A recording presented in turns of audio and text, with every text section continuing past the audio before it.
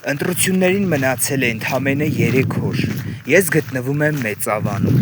Սիրելի հայրենակիցներ, սիրելի տաշիրցիներ ջան, ես բոլորիդ խնդրում և հորդորում եմ,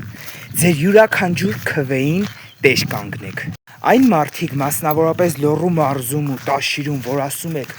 Սամոն Մերնա Թասիբի հարցը, ապա ձեզ մի բան եմ ուզում ասեմ, որ Արամ Խաչատրյանն էլ է Տաշիրի զավակ, Արամ Խաչատրյանն էլ է ձերը, ու Մեծավանի այսօրվա դրությամբ լիքը ծրագրեր, որոնք կյանքի են կոչվում, պարոն Խաչատրյանի օրոք է արվել ու արվում է։ Էլ չեմ խոսում Լոռվա մարզում, ինչքան ծրագրեր է եղել հենց պարոն Խաչատրյանի օրոք։ Այնպես որ սիրելի հայրենակիցներ ջան, ձեր քվեն տվեք այն մարդուն, ով անում է, ոչ թե այն մարդուն, ով գալու է ու գնա։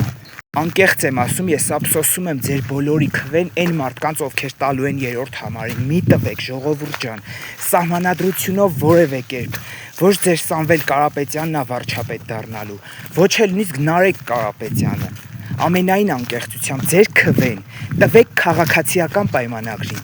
և կտեսնեք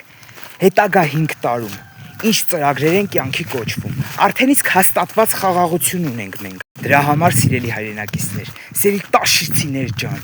հունիսի 7-ին,